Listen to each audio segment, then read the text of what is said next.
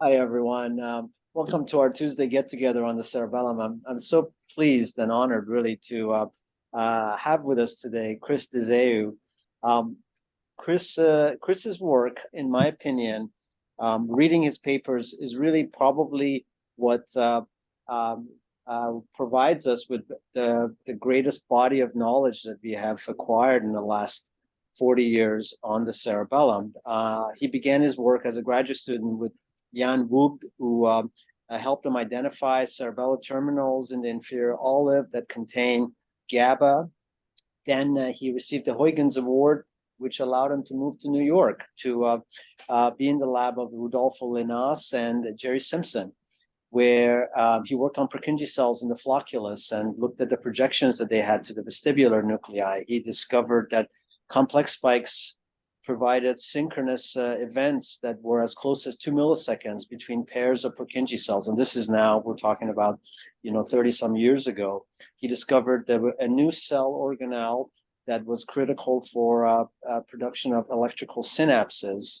He discovered inferior olive neurons that projected to the nucleus cells that then sent back GABA feedback to the olive, which was the beginning of this closed loop anatomy. Working with Frank Grosveld, he discovered the gene that is now implicated in Williams disease. In 1998, he returned to the Netherlands to start the Department of Neuroscience at the Erasmus Medical College, where he has led that department since. In 2006, he received the Queen Beatrix Award, and a few years ago, he received the Casella Prize. Chris, I could go on for another hour, but I think I'm going to stop and let you present your work now. Well, thank you very much, Reza, for this wonderful invitation. As you see, I call the lecture, it's part of the Reza series. That's the way I refer to it now. So it shows my appreciation of what you have done. You have started, I guess, starting in the COVID time, in the lockdown period, you have started this series, which at that time was an absolute necessity, but it has been such a great success that everybody is still looking at it. And I think it's absolutely wonderful for the Cerebellar Society. And frankly, I should look at it more often. But yeah, I think it's a great thing, and it sets a culture, and it really binds the community that we need so much. So thank you for that, Reza. And again, thank you for inviting me. Now, the topic of my talk today is actually what I've been talking about mostly the last few years. And that is, the different modules that you have in the cerebellar system, in the olivocerebellar system, and how that may work mechanistically for the control of motor behavior, and also what I think can be considered as at least partly a cognitive process. So let's first look a little bit at the organization. I should go like here, yeah. So when you look at the position of the cerebellar cortex with respect to the rest of the brain, you can see, I can probably later point it out. You can see that the cerebellar cortex through the cerebellar and vestibular nuclei is connected very prominently with all sorts of nuclei in the brainstem. And from there, they can either control directly the motor nuclei, but they can also control various aspects of cerebral cortical processing. And then from there, again, you can control motor activity. Now, the two main inputs, as we all know, are the inputs from the climbing fibers, here indicated by CFs, which are solely derived from the inferior olive. They directly project to the Purkinje cells in the cerebellar cortex, as well as they give collaterals to the cerebellar and vestibular nuclei. The other main source are the MOSI fibers. The MOSI fibers are derived from many different parts of the brainstem. You could say that, the nucleus that provides most of the MOSI fibers are actually the pontine nuclei. But there's like series of others, like trigeminal nuclei, reticular formation, and so on, all of which also provide MOSI fibers. In general, I would say that if you, in the end, and you cannot see it from this picture, but when you look at all the inputs to the inferior olive, yeah, that almost all of those inputs also provide a multi-fiber projection. So in the end, what's happening here in the cerebellum, in the cerebellar cortex, as well as in the cerebellar nuclei, is that those climbing fiber and multi-fiber projections, in a way, come back together again. So let's say if you signal, something in relation to eye movements, then you have both a climbing fiber relevant signal and a multi-fiber mediated signal. So, and that holds for all sources of inputs that give rise to the inferior olive and that give rise to these nuclei in the brainstem. On top of these main inputs, of course, you have the peptidergic inputs, yeah, like serotonin or adrenaline and so on. These are level-setting systems that I still think, as of today, are a bit neglected and underestimated. But again, I'm also not going to talk about them. So, as it was discovered by various groups, the Brodal groups, the Swedish groups, the Oskarsson groups, and as well as by Jan Vogt and Henk Groenewegen, who ultimately make this figure here on the right, you can say that the cerebellar cortex, when you look at the Purkinje cells, yeah, how they are connected to the rest of the inferior olive actually, and the brainstem and so on, that you can divide them into sagittal modules, into sagittal zones. And the motor behaviors that are controlled by these modules are often different. So, for example, in the A zone, here indicated in blue and white, and as well as the B zone, you control the proximal musculature, yeah, and the muscles of your back. And when you go more lateral, it's more that you control the limb muscles, as well as we know now. At that time, not so clear yet, but that also from the lateral areas, there's many Purkinje cells that ultimately control via the dentate nucleus. They control areas in the cerebral cortex. So cognitive processing can also be clearly influenced through this area. Then we have maybe the oldest part, the vestibular cerebellum, here indicated in pink. They control, of course, balance and eye movements. And the nice thing is that it's not only in terms of connectivity that these sagittal zones are different. They have different expression patterns of many different proteins. So here you see the proteins of zebrain 2, as derived from studies initially by Richard Hawkes. And you can do all sorts of staining, as you see here, a whole mount staining, and you see clearly those sagittal zones, in this case of a rodent cerebellum. If you want to appreciate it in 3D, here you see another LDLC staining of a mouse cerebellum. And you can see that, for example, the flocculus and paraflocculus, they're pretty much solely zebrain positive, LDLC positive, which is a different name. And then in the anterior lobe, you'll have less zebrain staining, and in the posterior lobe, you have a little bit more in general, grosso modo. Now, when you look at all these protein expressions, then you see that actually they cluster together. So here on the right side, you see a slide sec study from Rodriguez et al. Published in Science in 2019. And there you see that these LDLC genes can be associated with many other genes, like, tens of genes. And they are sort of different from the Purkinje cells that express PLC beta 4. So PLC beta 4, again, is also associated with tens of other genes. And so you can basically say that there are huge molecular pathways in Purkinje cells that sort of converge together and that really are different from other sets of Purkinje cells. And what you see here in the nice illustrations, that that there you can label them for trypsin-free or for all sorts of one of these proteins that are one of them indicated here in the slide sec study.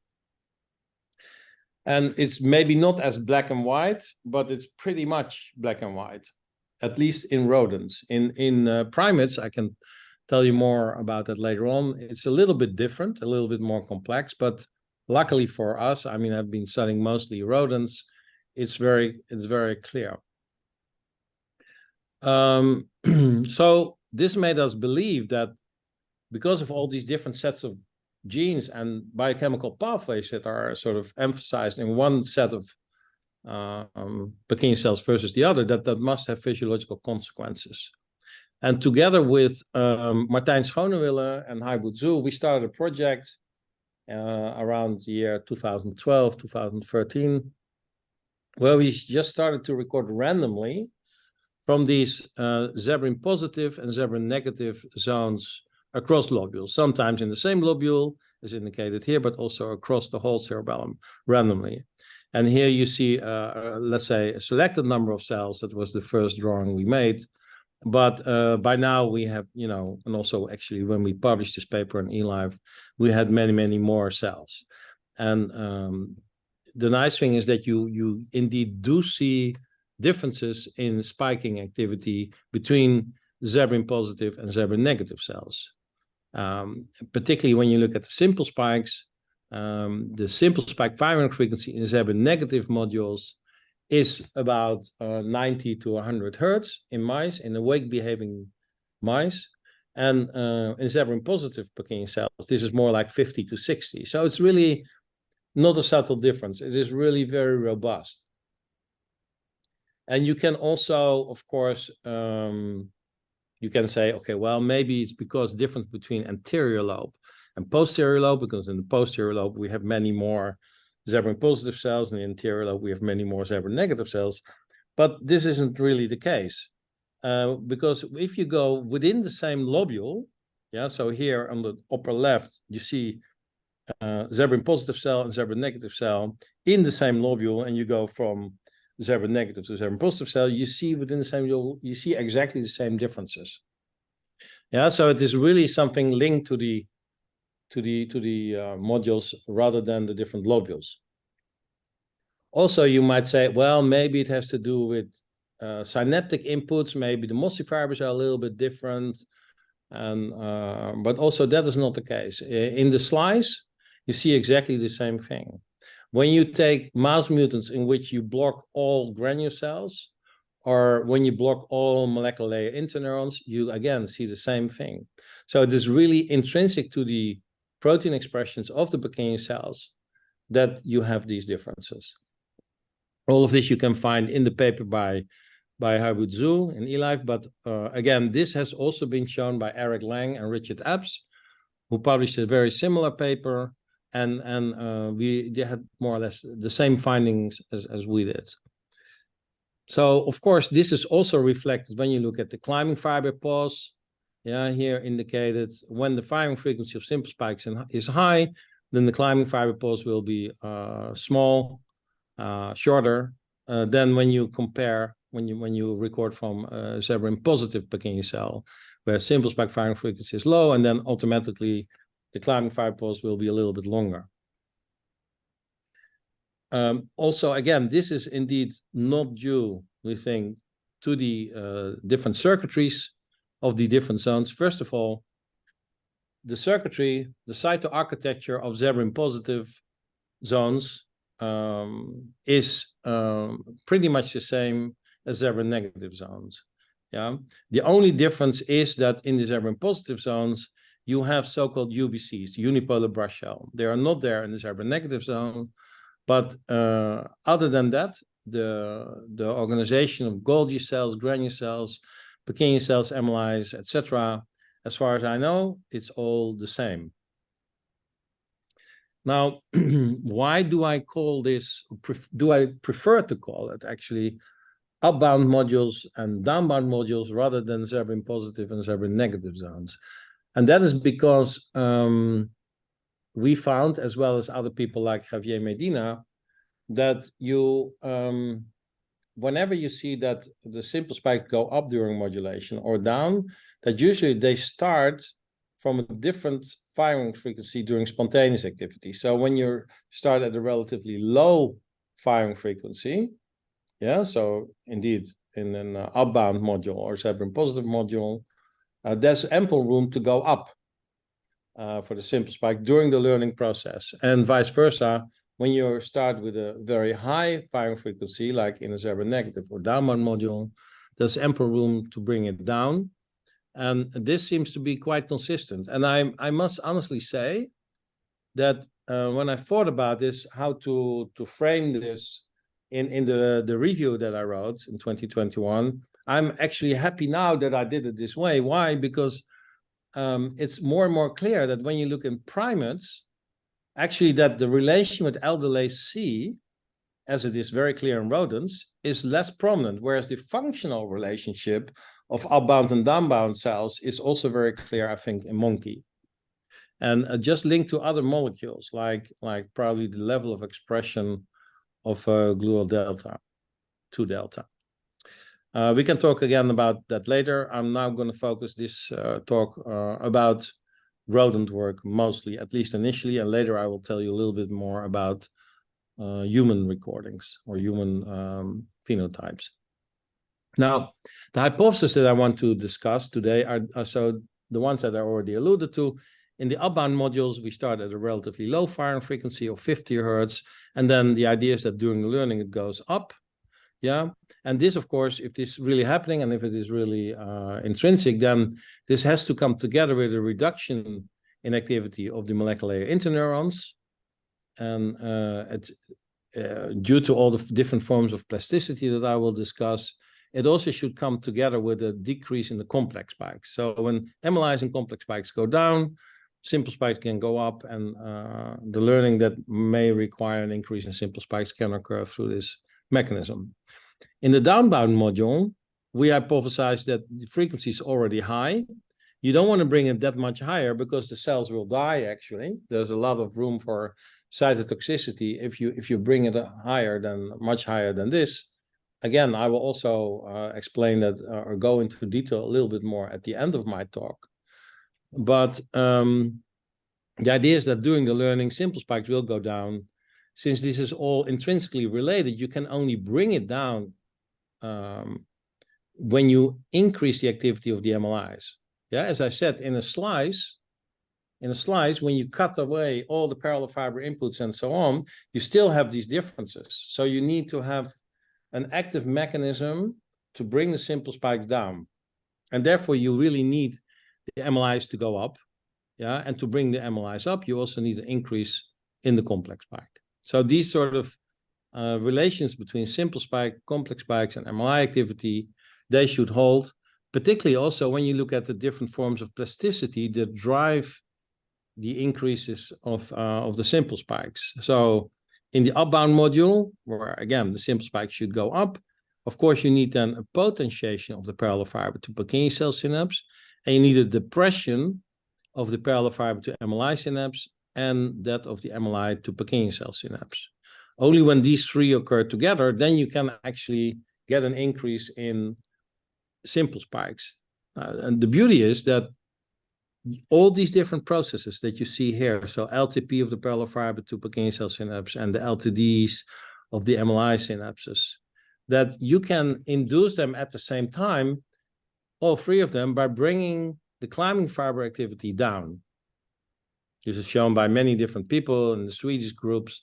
We showed it a lot, but also many others. Yeah, so these climbing fibers, they are in an ideal position to control all these different forms of activity at the same time. So they're the real great orchestrator, I would say, of the cerebellar cortex.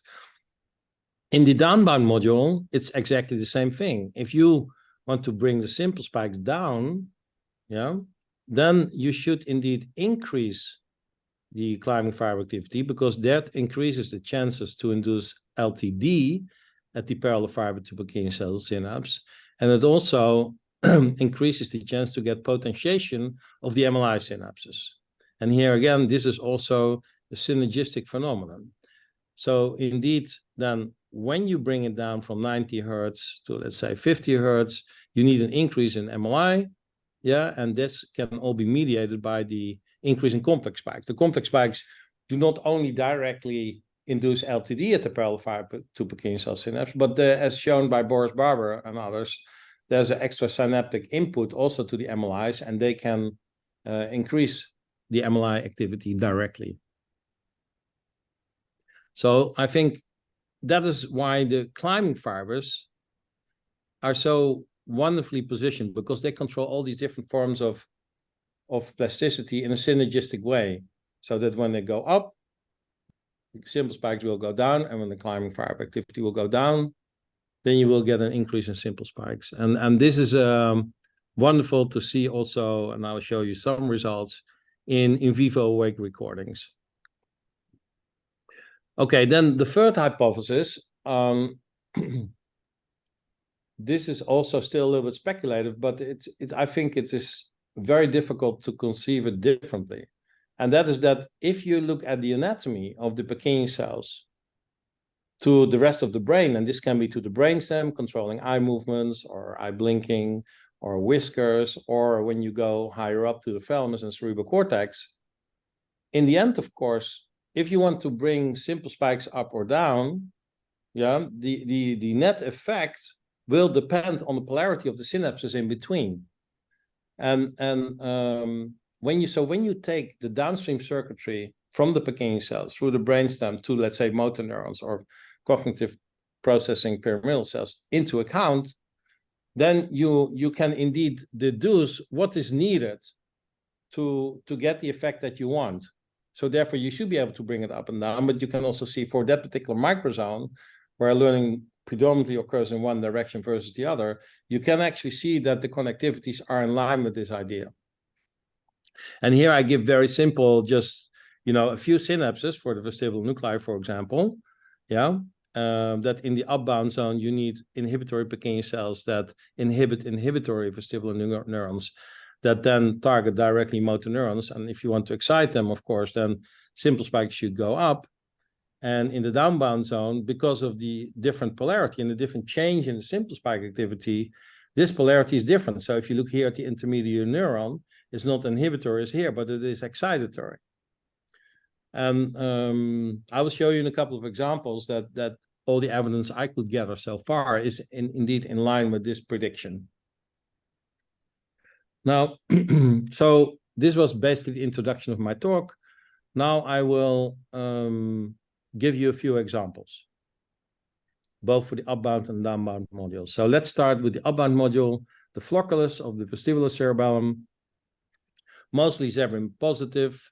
There's always some argumentation with old studies from Sugihara, but that was a knock-in mouse, so I still feel that they're predominantly Zeeuw positive, although there might be subtle differences. Even so, it is nice to see that when you induce learning in these modules, indeed, you do see that the activity goes up.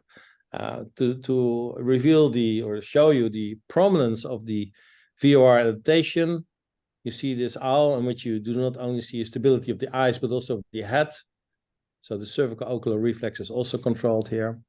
You see that's a very powerful reflex and important to show you to keep the target in space and keep your gaze stationary. Now, we can mimic this reflex in mice in our lab.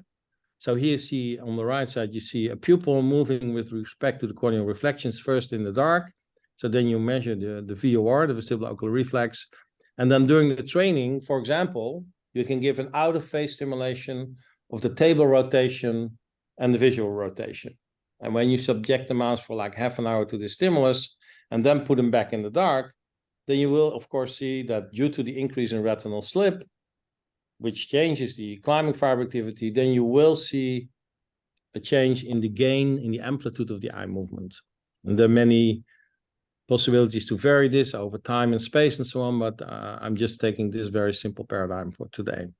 So here you see the pathways involved. So the brainstem, the floccular Purkinje cells get input from the vestibular ganglion cells through the floccular projection neurons, and then the Purkinje cells themselves target the floccular target neurons that in turn then inhibit the abducens neurons so that the eyes can go to the lateral side when you move the head to the opposite side, or let's say to the ipsilateral side. If you record, for example, from the left flocculus and you turn your head to the right, then the eyes will, of course, move to the left, so everything is sort of stabilized in space as much as possible. And so this, we predict simple spikes will go up during this kind of modulation. And when we recorded this, this was indeed what we saw. So you see that the gain can be increased. And when you record from the left flocculus, you see that the number of spikes per second is increased very simply in relation to the gain. Now you can say, okay, well, this might be an epiphenomenon, but maybe it's just a sort of efference copy signal. It's not a causal effect. But then when we induced and used optogenetics to stimulate these Purkinje cells in isolation, as we did here in this experiment with Kai Folks, then indeed, dependent on the strength of the stimulus, yeah, we could stimulate and increase the simple spike activity accordingly. Yeah, and then based upon these different stimulus strengths, we could indeed get a different eye movement amplitude in a virtual linear fashion. And so this was really caused by stimulating the flocculus. And yeah, so we think that an increase in simple spike activity really can be causal to an increase in the gain of the compensatory eye movement. Okay, so so this is all in line with this hypothesis one. What about the forms of plasticity? We predicted that, you know, to explain the upbound nature of the simple spikes, we need potentiation of the parallel fiber to Purkinje cell synapse, as indicated here. So then if you block LTP, long-term potentiation at the synapse, yeah, then you should get a diminishment of the learning, as you show here. The nice thing in this particular study is that we found a whole new form of LTP that is GluA3 dependent. So this had not been described yet, but we found it a little bit by accident, and turns out to be very, very powerful and extremely fast. So what happens is actually that the GluA2, GluA3 AMPA receptor in the Purkinje, parallel fiber to Purkinje cell synapse, once you activate them in the right way, so basically by stimulating the parallel fibers without climbing fiber activity, then you see very quickly that the diameter of the AMPA receptor is increased.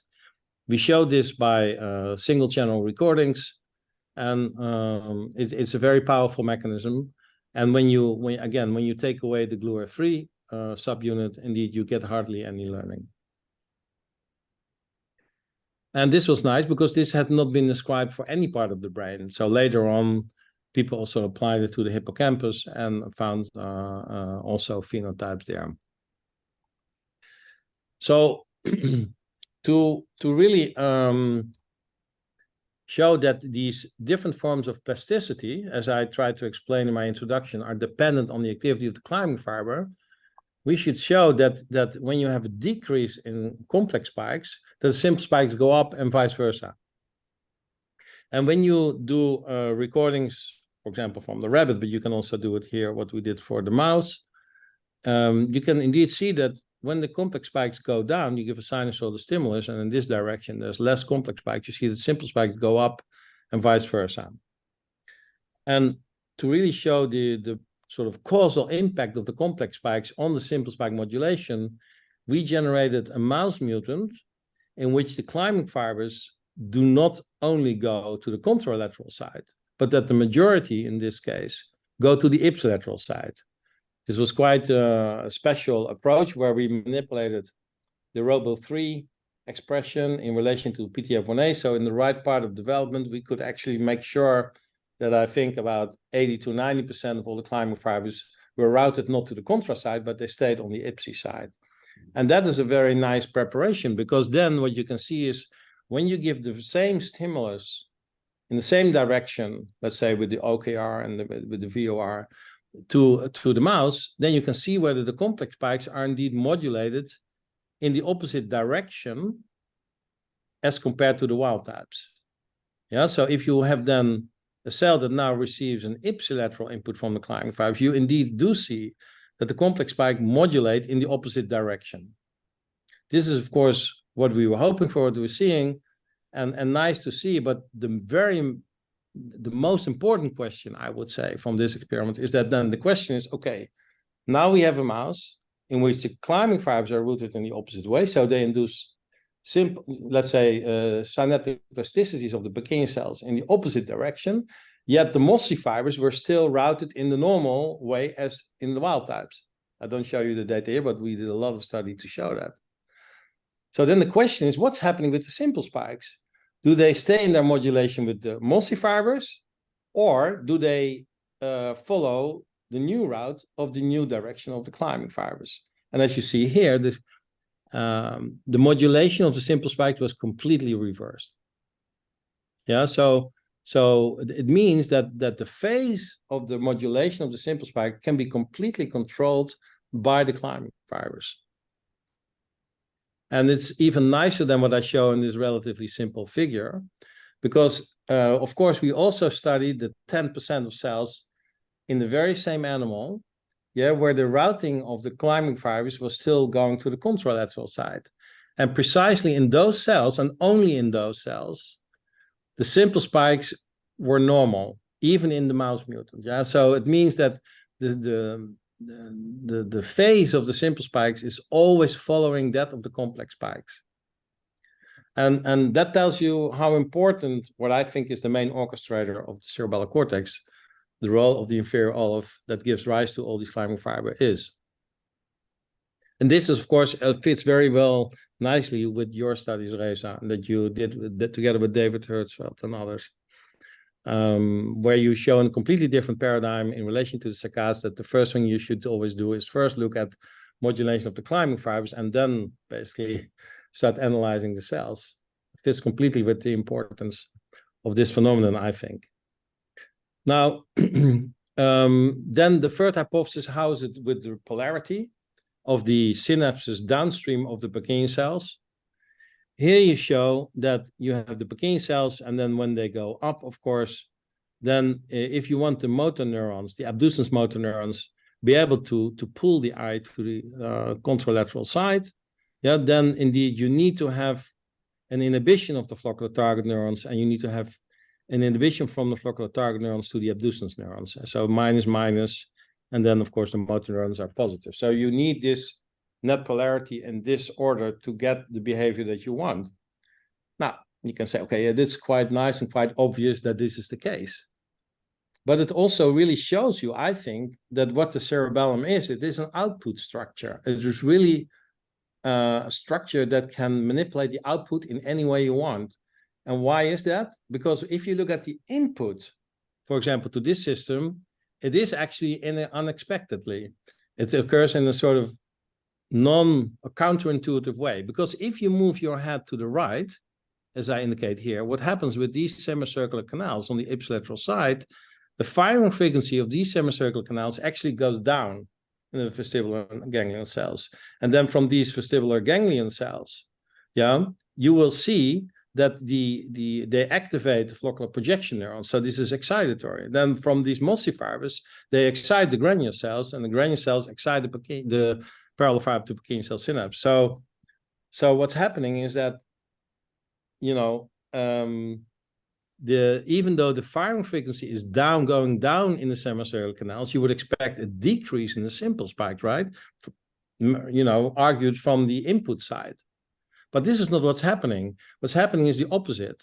Yeah, so in the cerebellar cortex, you are able, through various mechanisms, and we can discuss how that works, but you can convert the input signal. So if it's net inhibitory, you can make it excitatory and vice versa. So the cerebellum really is able to completely control the phase based upon, again, mostly what's happening in the climbing fibers. And I find it very revealing. So, yeah, I think that's an important thing to note. Now, so these three hypotheses have then been tested in the upbound modules, and it's fair to say that at least for this paradigm, the VOR adaptation, all these three hypotheses that I have been promoted seem to hold. Now, what about the downbound module? For this, I would like to show you the relatively simple paradigm of Pavlovian Einblink conditioning. As you all know, most of that occurs through the lobule simplex. And just very briefly to get to understand the paradigm, you all know that when you give a conditioned stimulus paired with an unconditioned stimulus, let's say with 250 milliseconds apart, then over a series of days, you will get a conditioned response only to the conditioned stimulus way before the unconditioned stimulus arrives. And if you in the end only give CS-only trials, as we call it, so you have no unconditioned stimulus anymore, then you will still get the conditioned response. Yeah, so this is what we call Pavlovian conditioning. And there are many labs in the world who use this paradigm. The pathway that is responsible for this, you can see here on the left. In the end, of course, this is not working through the vestibular nuclei, but it works through the facial nucleus motor neurons that get input mainly from the red nucleus, and they are innervated by the anterior interposed nucleus that are being targeted here. So the first question is, just like for the upbound zones, what's happening with the simple spike? Do they indeed go down? And again, this has also been shown in the meantime by many labs, including the one from Mike Mork, from Javier Medina, but also the old studies from Heslow. They have shown that indeed, no matter what prep you use, cats or rabbits or ferret, the simple spikes will go down during the conditions, Ibling conditioned response. So here you see the conditions reflex, and you see here the unconditioned response. And the simple spikes start indeed at a very high level, in this case 90 to 100 hertz, and go down and then come back to normal after the expression. Of course, this is after the training, right? Now, so this indeed seems to also hold. When you look at the different suppression mechanisms, yeah, so it means that the climbing fibers should go up, yeah, and the molecular interneurons should actually be more activated. They should be subject to potentiation to bring, in the end, the simple spike down. Let's first talk a little bit about LTD. My PhD student, Stijn Voerman, just published a paper where he compared the strength of LTD induction in upbound modules versus that in downbound modules, here indicated in red there, EEA84 negative and EEA84 positive, so that's more or less congruent with the expression of LDLC. And you see a clear difference between the propensity of this induction. And even when you do it within the same module, so when you compare Purkinje cells in lobule 3 alone or in lobule 4, etc., you still see this big difference between the LTD induction. And this follows from old studies by Greg Jar and Wadish, who already published a paper in Nature Neuroscience, I think 2005 or 2006, where they compared just recordings from the anterior lobe and the posterior lobe.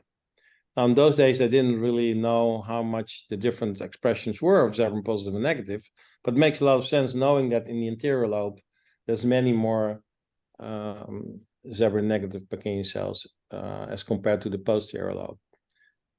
So if you read the literature well, you can actually predict that this was going to be the case, but it turns out to be very beautifully the case from one microzone to the other. Now, of course, then it's still important to check whether there's no difference between the inputs. So maybe, you know, the presynaptic effects were different in parallel fibers or molecular interneurons, and we could not find any difference for that. So yet again, it is all intrinsically to the expression patterns of the Purkinje cells that determines this difference in propensity for LTD induction. Then what's happening with the molecular interneurons? As I said, to bring simple spike down, you need to have an active mechanism. LTD by itself can never be alone, because we know that when we cut away the parallel fibers, the intrinsic firing frequency of Purkinje cells will still remain relatively high. So on top of that, you need to have an active mechanism that brings the simple spikes down. And for that, you need to have an increase of the inhibitory interneurons.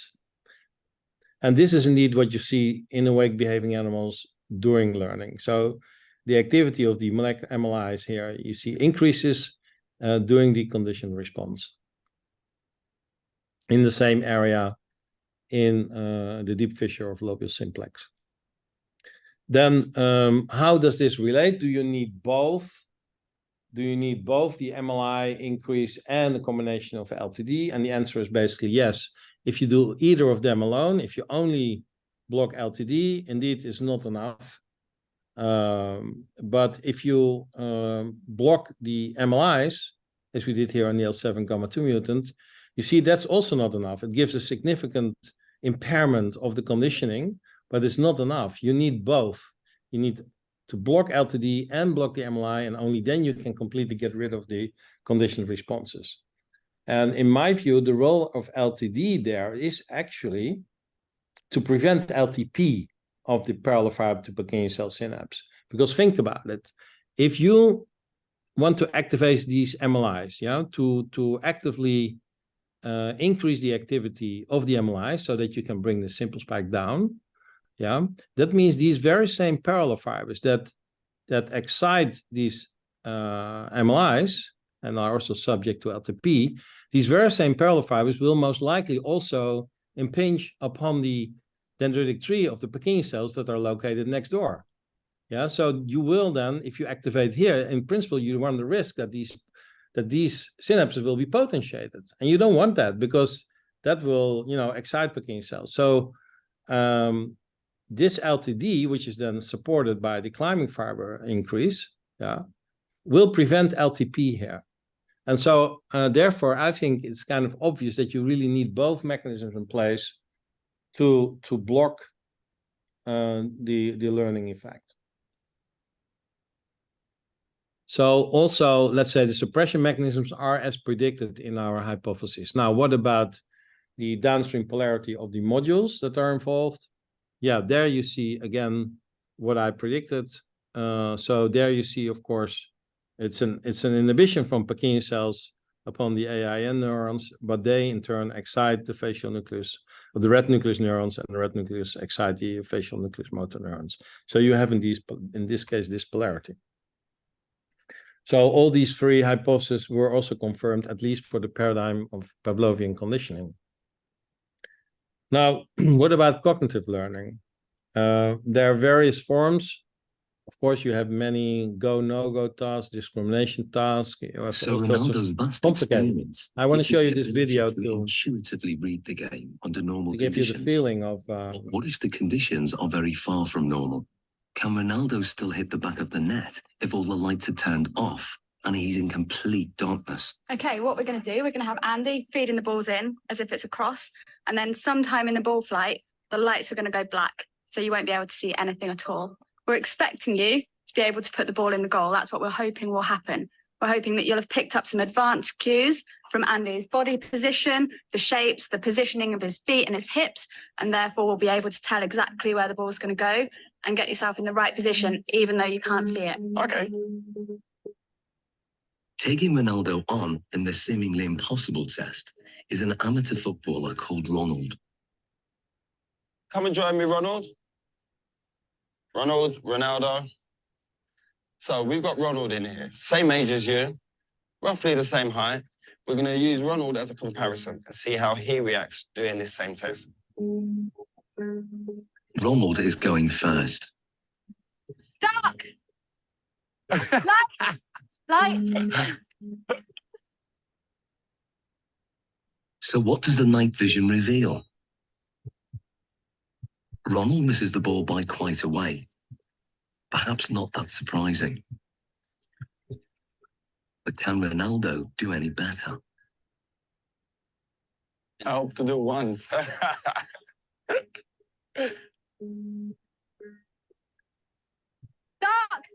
Light! Hey, that's one straight in the bag.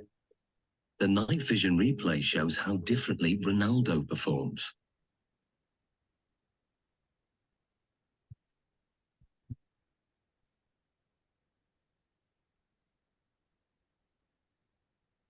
To confirm that wasn't just luck, another attempt. Dark!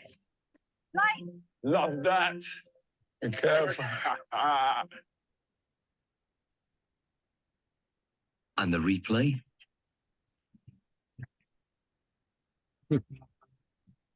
Yeah, so of course this actually goes on, and they shorten the period further and further, and he can still do it.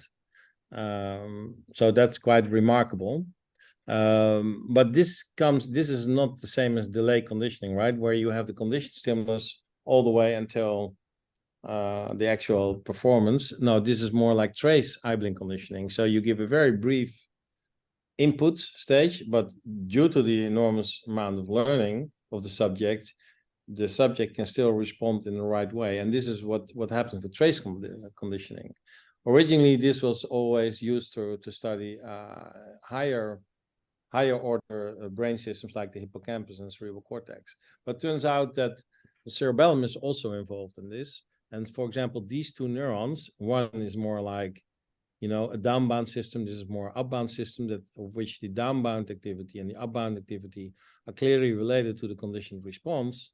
Yeah, you can find them even in doing the same recording. So the cerebellum, and this is the same area as I just showed you for delay conditioning, can show also upbound and downbound activity in very close microzones that are very next to each other, I would say, in the cerebellar cortex. And the more complex the behavior gets, the more often you see a kind of synergy between the upbound operations and the downbound operations. Also, you see that the diversity of the types of neurons is greater in these paradigms. Now, so although you may say, well, this is maybe still a kind of motor learning, yeah, that's true, but there's a bigger and bigger delay between the actual sensory input and the ultimate motor output. And I guess cognition is in the end, it's defining what you call cognition, depending on this interval between sensory stimulus and the motor stimulus. So if you go to a more, an even higher cognitive task, which we call discrimination learning, this has been done by Gao and Noah Lee, together with me in the lab of Karel Svoboda. There you have this paradigm that for about 1 second, 1.3 seconds to be precise, you can put the rod, let's say, in the anterior to the whisker field or inside the whisker field. Then you subject the animal to a delay period where it's not allowed to move for like 1.5 seconds. And only then, after that, when the cue is given, the animal is allowed to lick either on the left or the right side, which is dependent on the initial stimuli in the sampling phase. And of course, again, you can ask yourself, is this really cognition or not? But we consider this a kind of decision-like or choice process. And so here too, we know that in the initial sampling stage, you need to have active whisking movements, which are controlled by upbound modules. I will not go in the detail here due to time. But then in the delay process, we think that downbound activities are important to get the right response. So here, in this case, when you record from the cerebellar nuclei, see an increased activity, just like as during the initial motor response, and then it goes back to normal. And when you reconstruct the activities of the simple spikes of the cerebellar nuclear neurons and those in the thalamus and the ALM, you can indeed see that we're talking here about downbound activity. Simple spikes have to go down to mediate this predominant increase of simple spikes of the cells that control this behavior. Whereas in the sampling stage, you need upbound activity. Now, yet another task is a go, no-go task. And here what we do is similarly, we have a rod posterior or anterior inside the whisker field. And based upon that, it's a go or no-go. So it's a go when it's inside the whisker field, it's a no-go when it's posterior. And we start this with a sound, initial sound. And then when it's touched, only then is the animal allowed to lick and to receive the reward. And this takes actually quite a few days, 10 to 20 days to turn the naive mouse in a real expert mouse. And interestingly, during this whole period, if you record from the right area in the cruise 2 regions, cruise 1 and cruise 2 regions, you see that something interesting is happening with the simple spikes as well as the complex spikes. So in some areas, you see a downbound activity of simple spikes and another one upbound. Yeah, it can be in a certain sequence, but it's all following the first changes in the complex spikes. So initially, the complex spikes go up in relation to the sound, but as learning progresses, it actually goes down, and then the complex spikes go up following the touch. Yeah, so, and these are the very same Purkinje cells. We did calcium imaging, chronic calcium imaging of calcium influxes of Purkinje cells with the miniscope, and you can follow across a period of like 20 days. You can follow the very same Purkinje cell, and you indeed see that initially a Purkinje cell can respond to the sound, and then later in a later stage, after 13 or 20 days, he's starting to only show responses to the touch. And so this is remarkable because we all know climbing fibers, complex spikes, this is an all or none response, but the quality of their signaling can change over time. And of course, this probably has to do with the way the olivary neurons are organized, the way they get their inputs, and how these inputs are also selected inside the inferior olive. And so to get these different modules doing higher order cognitive processing into place, you need to have a very flexible way of organizing the inputs to the inferior olive. So I know I'm already over time, Reza. Shall I talk a little bit more or not? It's entirely up to you. It would be good to have a discussion. So I leave it up to you, Chris. Let me say a little bit more about the inferior olive, and then I will let the clinical part, I will let it go, okay? So here you see a typical olivary neuron. In this case, it is actually a cat olivary neuron. And where you can clearly see the dendrites, they curl back. Yeah, and so you see they have these thousands of spines here on single dendrites. And what happens is that if you analyze these kind of cells that we first reconstruct at the LM level, light microscopic level, we've subsequently processed them for electron microscopy. So we found a way to first embed them in plastic, but not get everything black. But we can still make a light microscope reconstruction and then do the EM reconstruction.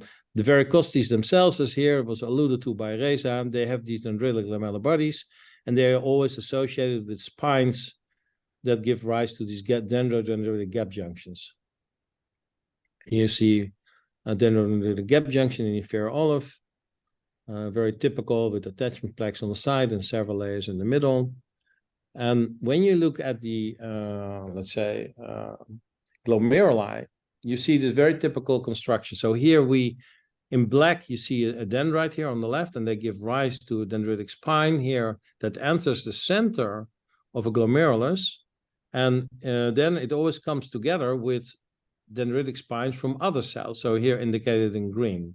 And then the gap junctions are usually between dendritic spines of two different cells, never between cells of the dendritic spines of the same cell. And this core of dendritic spines here indicated in black and green, they're surrounded by chemical terminals. So the chemical terminals can be inhibitory, as here indicated in pink. You see the gold particles that show post-embedding GABA. And you see here in blue, excitatory terminals. Yeah, so the same core of dendritic spines are surrounded by inhibitory and excitatory terminals. And all of this is surrounded by glia.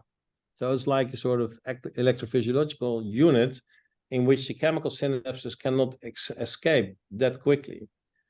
And so there can be a prolonged effect. So the first question, of course, was, and this now we indeed go back to studies that I did, as well as Enrico Mugnaini in the 80s of the previous century, where we tried to uncover where are these GABAergic terminals in the inferior olive derived from, and where are the excitatory terminals derived from. Of course, now we know, but it was very interesting to see that basically all GABAergic terminals on all olivary dendrites, they were all derived from the hindbrain, to a large extent from the cerebellar nuclei. So here we injected WGHRP in the cerebellar nuclei, and we then processed it for EM. And when we saw this, we did post-embedding gamma immunocytochemistry, so we could show that this double-labeled terminals is derived from the cerebellar nuclei, and also that it is strategically located next to the gap junctions. Yeah, so you really have a kind of ideal structure, and this was predicted by Linos and Sotelo, that these chemical synapses are sort of ideally positioned to control the synchrony. And this was also later tested with Eric Lang, by Eric Lang and me in this experiment. This is one of the experiments that Eric and I did usually on the weekends and in New York. And you see here, so the recordings of two Purkinje cells, and you can see that these contact spike activities, which are relatively infrequent, they occur within the same millisecond quite frequently. And so Eric then injected picotoxin inside the inferior olive, and then you could see, based upon, which is reflected by the diameter of these cells, which is the level of synchrony in relation to the master cell, that the synchrony is increased even from left to right when you give an anti-GABAergic drug. So that's sort of confirms the idea that you can get a shunting current when GABA is released or when it is stopped, so that the control of the synchrony can be controlled in these glomeruli, yeah, in a very sort of accurate way. Now the question is, these MDJ neurons, are these indeed the ones that are the excitatory ones? And the answer is yes. You see an asymmetric synapse. This WHAP was injected in the MDJ, and you can clearly see that these terminals then give excitatory terminals impinging upon the very same dendritic spines that do get these GABAergic inputs. And yeah, then this indeed raises the question: how do these two inputs interact?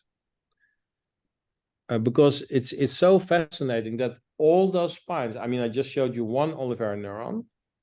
Yeah, but all of them, whenever I did a 3D reconstruction of all those spines, they all get inhibitory input as well as an excitatory input.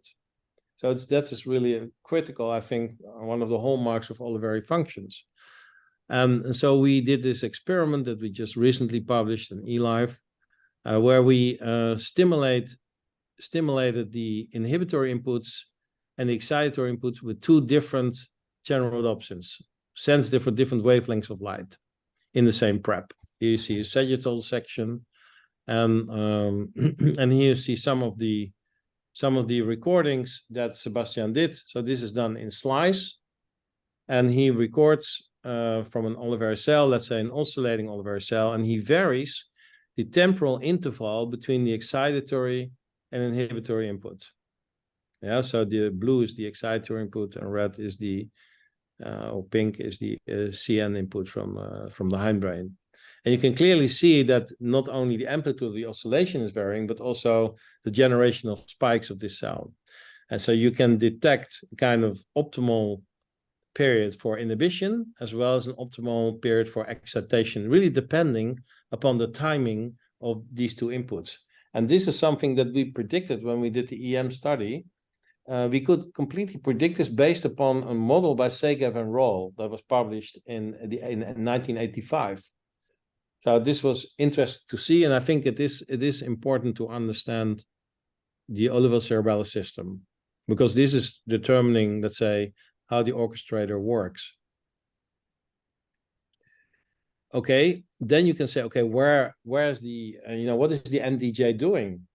Where does the MDJ get its input from? And this is something we studied with Xiaolu Wang and others. And to make a long story short, there's many cells in the cerebral cortex from many different areas of the cerebral cortex that project to this very small area of the MDJ. I'll show you a few more slides. So you can check the Allen Brain Atlas where you can see it, and we did a lot of experiments ourselves. And you can make this small topographic map in the MDJ, and then you basically cover the whole principal olive and the medullary olive. Of course, the principal olive in human is particularly important because that covers 95 or even more % of our entire inferior olive. So they all get input from this MDJ, and from there, they get input from large areas of the whole cerebral cortex. This is a reflection of the cerebral cortex.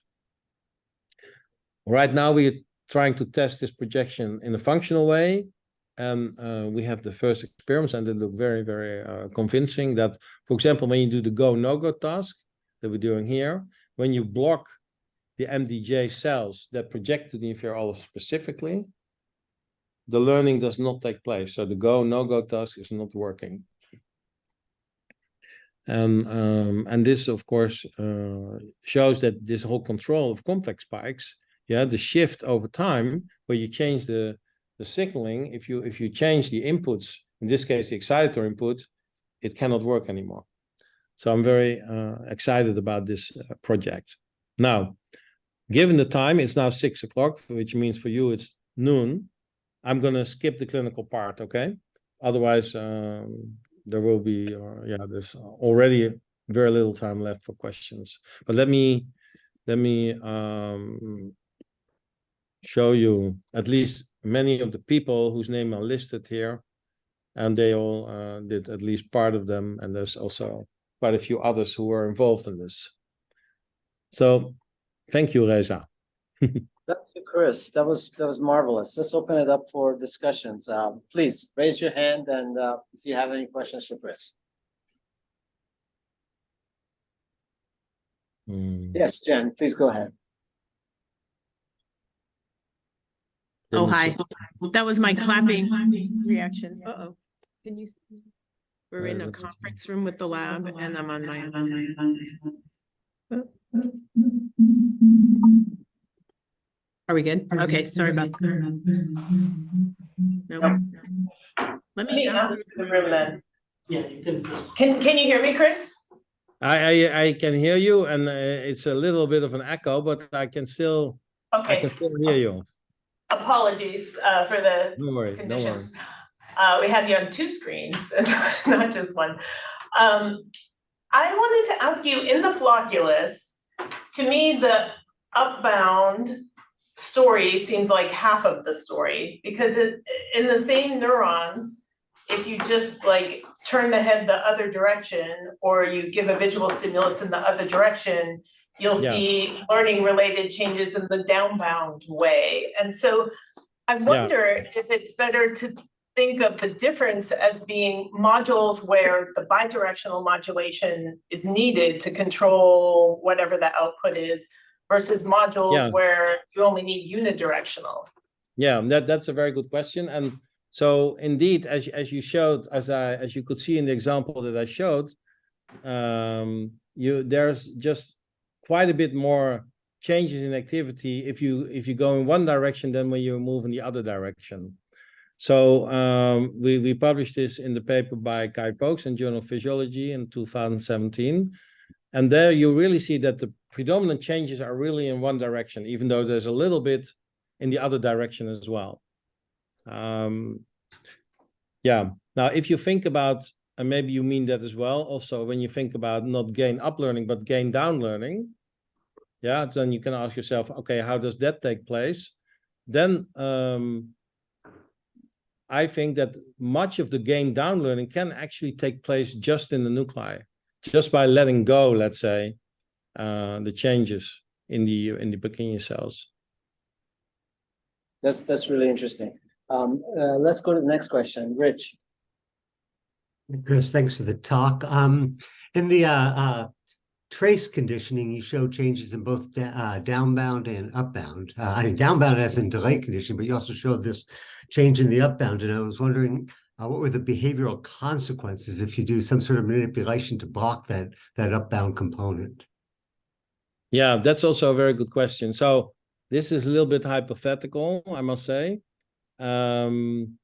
The best thing is actually to look at the recent paper by Javier Medina I think it's still in bioRxiv, but maybe it came out in the meantime, where he showed that there's a difference in, let's say, velocity control and position control in different stages. I alluded to this in my review.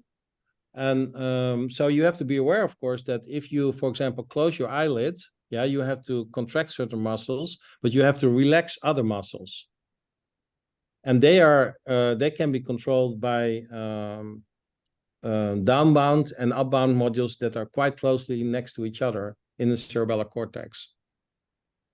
Getting the same intertemporal fibers, I see. So you'd expect that you'd see that same synergy for the delay conditioning. I thought you were making a point that in trace conditioning, you see this both upbound and downbound that you don't see. Yeah, that is true. Yeah, that is true. So now indeed I was talking for trace conditioning, of course, it's even more complex because then you have to recognize a very brief signal, stimulus input, and then you have to sort of be able to interpret that and hold the memory, kind of working memory, and then still make sure that you get the right output in the end.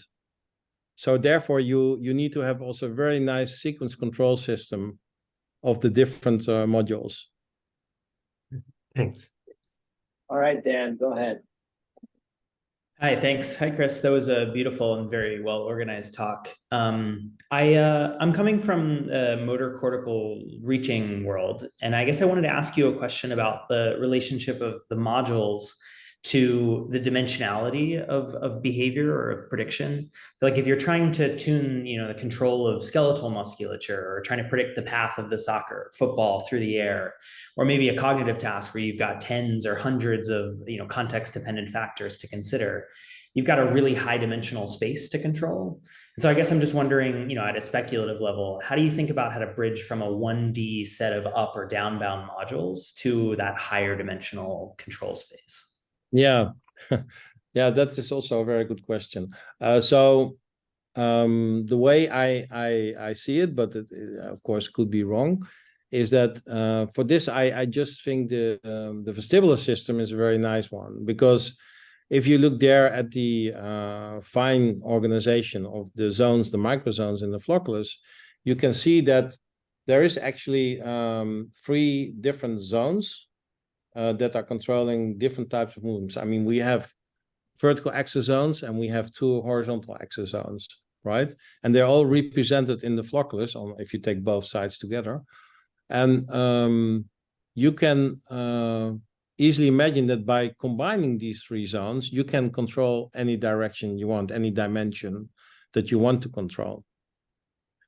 So the beauty, I mean, this was discovered by Jerry Simpson, my former supervisors, and his team, like Werner Graaf and others, is that these axes that are controlling also the optic kinetic reflex, for example, there you see a real or very close alignment of the axes that run through the semicircular canals and the axes that control the muscle pairs of the eye. So you have 3 muscle pairs that control the eye movements, and when you sort of virtually put an axis through the eye movements that are controlled by these muscle pairs, they very much align, not perfectly, but pretty close, align with the 3 axes of the semicircular canals. And so the idea is that the flocculus can sort of fine-tune this alignment. Thank you so much. June, you have your hand up. Okay. Hi, Chris. Hi, June. I got a couple of questions not related direct to the BOR, because you show that the zebra expression is made in the posterior. Is that right? Rather than in anterior, like lobe. Yeah, of zebrin, you mean in this case? Right. But Yeah. does that means okay, well, I got a couple of questions. One of them, you talk about this up and down regulate model. You think that's reversible? Let's say in the posterior, we consider this more like a upbound model. Would that be reversible? Can be reversed to the down model? The second question is, does it mean the anterior will be more prone to the, I'm still trying to figure the down model. Does that means there are 2 different types of learning? The third question is right in the middle. That's where we are interested in lobule 5 and 6. I assume they have both a zebra and the positive and negative. So do you expect the reversible learning occurs there? That means reversible within the same zone, or the reversible is learning is by activating one zone, extinction activated by involve another zone. Yes, that was quite a few questions, June. So Sorry, let me start. sorry. No, it's okay. Let me start with the first one. So is it reversible, right? And yeah, I mean, to be honest, so most of the phenomena that I tried to describe, and I should have told this maybe more clearly, but they are related to the initial, as far as I can see, to the initial stages of learning. So let's, for example, talk about the VOR adaptation, doing a gain increase. Then indeed, I think during these first few hours of learning, simple spike go up, yeah, and but this is happening during the first few hours, but as has shown by several people, then overnight, what probably happening is that these changes in simple spike activity, they can actually go down because part of the memory is transferred downstream to the nuclei. And the same thing has been shown by also for downbound zone for Pavlovian conditioning. If you have 2 hours of learning during eye blink conditioning and then lesion the cerebellar cortex, you can still express the learning because of the changes that took place probably downstream in the nuclei. When you lesion the nuclei, then you cannot express the learning anymore. And it has shown by various studies by Steve Lisberger, but also others, that this learning can actually take place in the nuclei, in the vestibular nuclei, and probably also cerebellar nuclei. So yeah, what I think is that the initial learning process is sort of accelerated by activity changes in the simple spikes of the Purkinje cell, but this is not forever. If they can, they transfer the memory downstream, and then of course there will be savings in the cortex, but you don't need to have them forever. All right, Shogo, let's perhaps have a final question. Thank you very much. I did not answer all the questions from June, but it's okay. I mean, I tried to combine them, but okay, Shogo. Yes, thank you very much, Chris. The really the beautiful talk and really organized talk. I'm very much impressed. And I have a question, and also I'm a little bit confused about the no-go the task, your result in the go-no-go task. And you in the last slide you showed that the task, the learning is mediated by the MDJ input. However, in the previous slides, the complex spike changed, and particularly the touch-related complex spike raised after learning. So it seems it is learned. So I think it is a little bit opposite to the teaching signal. Usually teaching signal is prominent in before learning, and after learning it is usually gone. But in your case that is opposite. So I'm a little bit confused. Do you have good explanation? Well, that is you partly have the answer yourself, I think, Shogo, because you showed like we and also several others that, for example, again, if you take the eye blink paradigm, so initially in the now I talk about for simplicity the delay conditioning paradigm. Initially, in the beginning of the training, you have the complex spike. They are linked to the unconditioned stimulus, right? And then when it progresses, as you get more and more conditioned responses, actually at the onset of the CR, so in between the CS and the US, you get an increase also of complex spikes. You showed that very beautifully in your Nature Neuroscience paper in 2015. And what Javier also showed with Mike Mork and others is that actually the complex spikes in relation to the unconditioned stimulus goes down a little bit. Not as much as maybe you would predict, but there are still some error signals even when the learning is quite good. And for sure, there's many more complex spikes at the onset of the conditioned response. Now, what we also show in this go-no-go paradigm is that you have also an increase in complex spikes at the onset of the response in the end. So when the animal is an expert animal, complex spikes are going especially up when at the sort of beginning of this new learned response, the acquired response. The beauty is that in the difference with eye blink conditioning is that, the complex spikes, they shift to an earlier moment in time because the conditioned response is preceding the unconditioned response there. But in the go-no-go paradigm, it goes in the other direction. But in both cases, you see an increase in complex spikes at the onset of the learned movement. So what it shows is that, yeah, indeed, I think complex spikes are definitely not only signaling error signals, they can also really sort of set the system for a reflex kind of response. And so I'm not saying that complex spikes are only involved in learning. And all I'm saying is that whenever you want to have an increase in simple spikes, it's ideal initially to bring complex spike down and vice versa. But on top of that, complex spikes can be involved in reflex movements. And I mean, we wrote this down in a review together with Eric Lang, that it is not so strange, I think, if you have to, if you have to sort of design an ideal brain, that you use the very same motor domains and motor modules for both controlling learned behavior and, let's say, reflex behavior. But in the end, you control the same musculature and the same motor domains.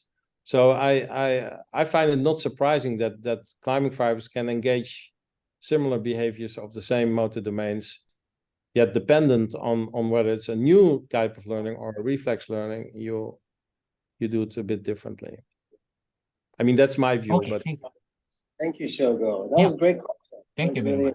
Excellent result. And thank you for the answer, Chris. All right, everyone. Thank you so much for your time. I hope to see you next week. Bye-bye. Bye-bye. Thank you for joining. Thank you, Chris.